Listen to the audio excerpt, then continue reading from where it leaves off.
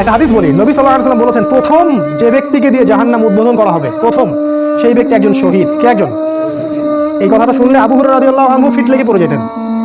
এই হাদিসটা যখন তিনি বলতেন, বর্ণনা করতেন, তখন অজ্ঞান হয়ে পড়ে যেতেন। প্রথম জাহান্নাম উদ্বোধন করা হবে তাকে, যাকে দিয়ে সে একজন শহীদ। আল্লাহ বলবেন, তুমি কেন কি করেছো পৃথিবীতে? সে বলবে, আমি শহীদ হয়েছি। আল্লাহ বলবেন, মিথ্যা কথা বলছো তুমি, তুমি এই জন্য যুদ্ধে গিয়েছিলে যাতে মানুষ তোমাকে অনেক বড় বীর বলে, যাও জাহান্নামে যাও। তারপরে একজন দানবীর, কি করেছো? অনেক টাকা দান করেছো, সবের জন্য দান করেছো যাতে মানুষ তোমাকে দানবীর বলে, যাও জাহান্নামে যাও। তৃতীয় হচ্ছে আলেম, এই যে আলেম, কি করেছো? অনেক এলেম কালাম ছিল, আল্লাহ তোমার দিনের খেদমত করছে, মিথ্যা কথা, এই জন্য করেছো, মানুষ তোমাকে বক্তা বলবে, কারি বলবে, আলেম বলবে, এই জন্য তুমি এইসব অর্জন করেছো, যাও জাহান্নামে যাও। এই জায়গায় আমার একটা ক্ষোভ আছে, কারণ আমরা আমাদের জীবনে একটা লম্বা সময় এইসব হেদায়েত থেকে বঞ্চিত ছিলাম।